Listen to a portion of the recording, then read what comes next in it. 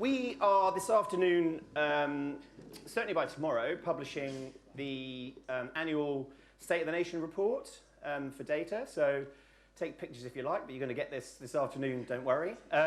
We've got a couple of slides I'm going to use as sort of foundations for some of my talking points the next 15 minutes or so. And I mean, just starting with the understanding of privacy, you know, particularly having Sarah as a colleague, it's sort of fascinating to dive into the details of it and to see the precedents and what's happening in other markets. But what's still slightly concerning is, yes, we know that there's a lack, obviously there's going to be some concerns in terms of being prepared or understanding the changes to come, partly because we haven't seen draft legislation yet, and there's still some key areas to discuss, as we know. But it's also slightly worrying that the current state of understanding of what's, you know, the 13 privacy principles in Australia is ranking at 5.7 out of 10. I was more worried about that than anything else, to be honest. So I do want to talk through some big topics today in a fairly quick whistle-stop manner, largely around consent management and consent strings and how they are managed elsewhere, and what the specifications and frameworks are that exist for us to tackle this as an industry, because it's coming. I mean, as Sarah's mentioned, there is that sort of 24-month window for us to prepare, but for the work that's required, it really feels like something we need to start doing now, frankly. And it's something that we've all got to do together, because in some ways we're lucky. There's two reasons we're lucky. First of all, TechLab have built the global privacy platform. So this is a set of protocols and APIs to be able to manage the consumer preferences, not just consent, there's a lot more to it than that, and integrate it in all different parts of the ecosystem through APIs. It's very flexible, and it's only really come to maturity more recently. So in some ways, the other reason we're lucky is in terms of timings. We can leverage the pain of Europe. They've had 5 years of it, because what they're running on, which is called the Transparency Consent Framework, is actually a different string, which the GPP supports. But a rather poor analogy might be, think of VAST and VPAID. Like, VAST is now that mature ad-serving template for video that we always wanted it to be. But we had to sort of build in VPAID as a quick hack to get the interactivity required for measuring video first. And now we've got to sort of pull people out of VPAID. At some stage, Europe are going to have to do that for themselves to fully embrace GPP and transition over. It's a bit of an interesting nuance for them, and it's up to them when they do it. For us, it's ready to go. Canada have recently implemented it, so again, we can learn from them. And India are going through the process right now. What's happening in the US is slightly different. That's happening on a state-by-state basis, which GPP does support. I'm going to run through the example of how it works in Europe with TCF and how it works in California, because they're very different. One is very much explicit opt-in, and one is very explicit opt-out. But it's not a silver bullet. There's no UI. The framework, the vendor list, the actual workings, the signal management, we've got to work on that together. And look, there is precedence of some markets having legislation come in and they haven't really done much about it, i.e. Brazil. But we certainly don't want to be in that case. If anything, there's an opportunity to be really best in class globally on this one in terms of the timings and the fact that we've got specs like this to hand.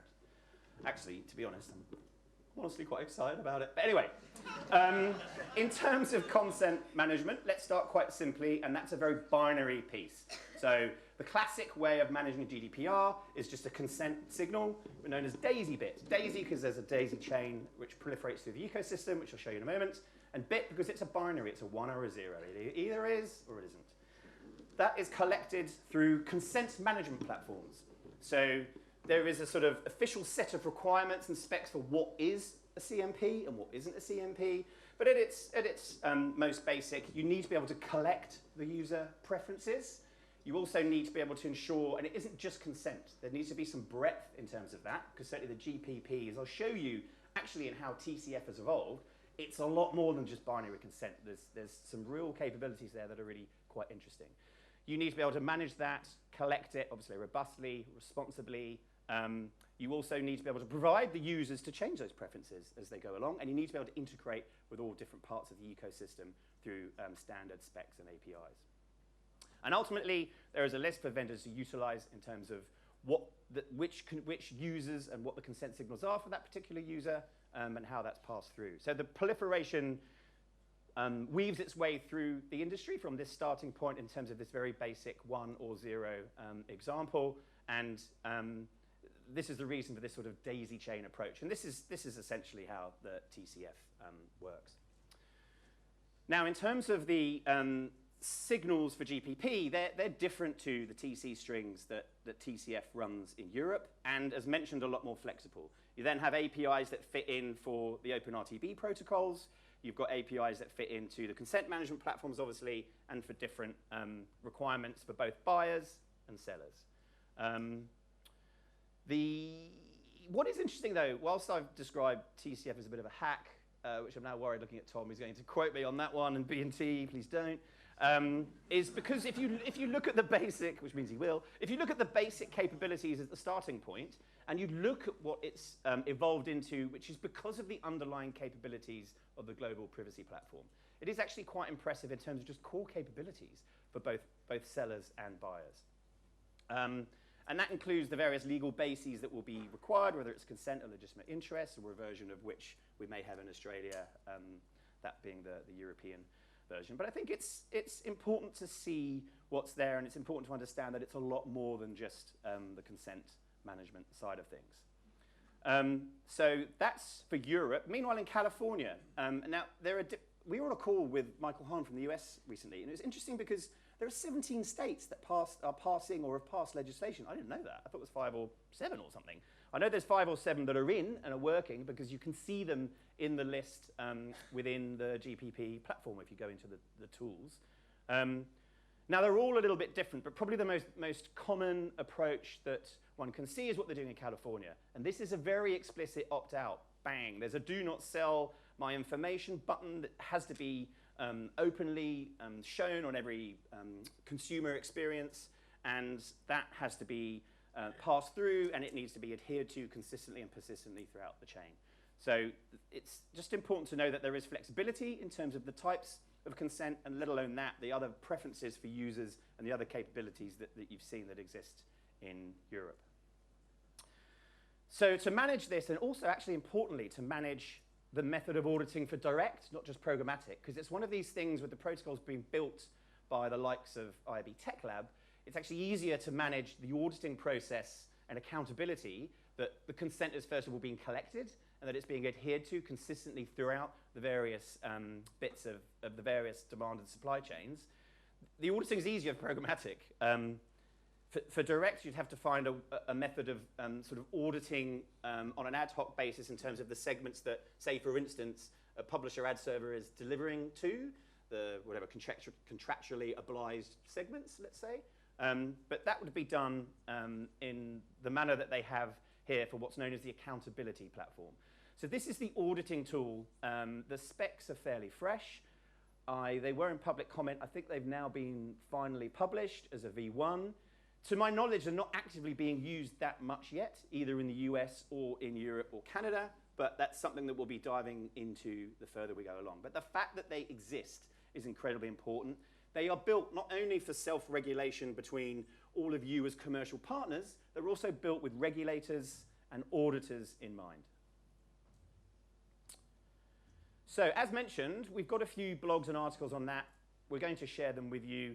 I now think I've got 5 minutes to run through post-cookie deprecation. But the reason I want to do this is because there's a drum and I want to bang it repeatedly for probably the next 50 years, if I last that long. But no, it's important. The timings are one thing, but what's happening with signal loss and certainly with post-third-party deprecation is important. And we want to keep stressing that you need to keep testing, you need to keep working on it. It was actually quite nice to see in the state of data report that there was some confidence. So at least there's awareness. The data looked better than last year, where everyone was just sort of panicking, really. So there's a level of preparation or preparedness and awareness, which is lovely to see. But we still want to see more testing of the various approaches across the board. You know, there's a slight obsession with literally just one application right now. There's a lot more to test, and the way that we want to communicate that, and we do want to put something out in the coming weeks as a follow-up to that, just need to find the time, needs to keep reiterating that. So IAB Tech Lab and the IABs, a few years ago when we saw what was coming down the track, ran a project called Project Re-Arc to re-architecture the operational mechanics of digital advertising. Largely focused on things like, we knew third-party cookies were going away. I'm a secret fanboy, but they're just not up to it anymore. But GPP came out of Re-Arc, for instance, as a core. Things like ensuring and updating taxonomies, which people found slightly strange. Incredibly important backbone for what's required moving forwards, content, audiences, and products. So the three core scenarios that came out are a little bit techie, but the sort of the two unlinked and the linked. So I've been trying to change the language around this, and I'm probably not helping, but I'm going to try.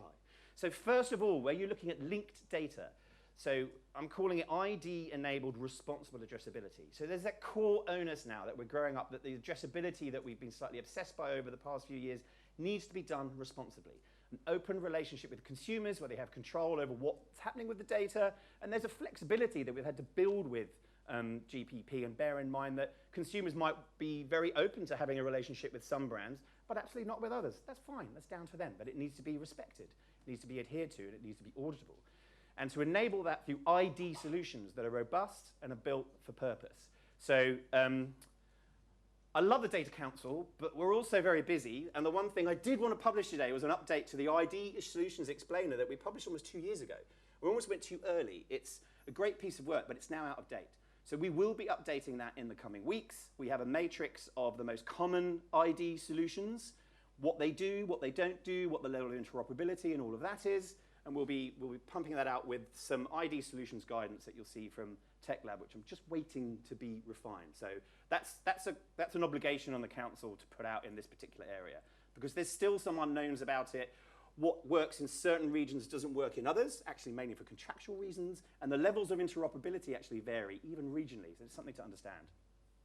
Good old contextual is not going away, which is an important foundational approach for everybody, buyers and sellers.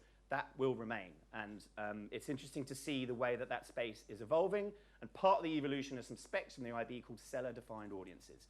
It's not linked data, it's future-proof and perfectly safe to surface audience segments in a PMP that DSPs can buy from. Absolutely no problem at all. Personally, I'd like to locally test that a little bit more of the pilot, be kind of everything, but we will get there. What I'm calling on-device facilitated personas. So the large companies that manage a lot of the applications and operating systems through which consumers access the internet. Edge browser, Chrome browser, iOS, Safari, Android. Each of them are looking at very privacy-safe approaches to still enabling advertising, but there's no linked data, and it's a persona-based solutions that are enabling buyers and sellers to still do what they do. There are some changes, and in some of the proposals, particularly Sandbox, for instance, there's a range of proposals, which a lot of them are fascinating, a lot of them are ready to test, and we advise that you do. But it's not just Chrome, that is one application. Android's to come. Apple released a set of APIs, and they're releasing more that are just getting, luckily, sort of less bad, but they need to be tested. And I notice a lot of businesses just leave them alone altogether. Microsoft, a new API, ad selection, has come out. It can be tested. There is an approach. You want to provide more guidance on it. So as mentioned, this is sort of a random grab from the ID solutions from Tech Lab. We will incorporate that in the forthcoming ID solutions update, I promise. The segments are a reiteration of how important those, what sound rather dull, taxonomies are. But the well-known product data label is something that's gaining a little more traction now, because it's known that you can't just make up your audience segments. People need to start calling the same thing the same, you know, what those things are the same thing. There needs to be some consistency in the nomenclature. There needs to be an understanding of where the data is coming from, how recent is it, how was it collected. All the other bits and pieces that fit into the data transparency standards will become increasingly important, not only just for audience data, but also for content, given the importance of contextual. It just ain't going away.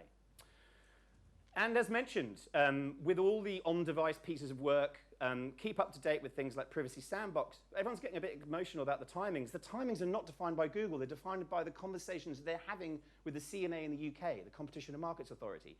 Read the regular quarterly reports they are both putting out. I would obviously find them fascinating, but I think you should too, or your product people should at least. Not just the summaries that you're seeing or grabbing bits and pieces from privacysandbox.com. The details are in there. The reasons for the delays are in there. The feedback that we've seen from the dedicated IB Tech Lab working group with Google is coming to a head with hopefully some output in the coming weeks, by the way, because it's seen a lot of activity in that group with Google product people involved. So it'll be interesting to see how that then rolls out in terms of the use cases that we're traditionally used to as both buyers and sellers. So there's a lot going on, but just keep across it, and that's something we'll attempt to do with and for you all, because it's one of those things where famously we're all in this together.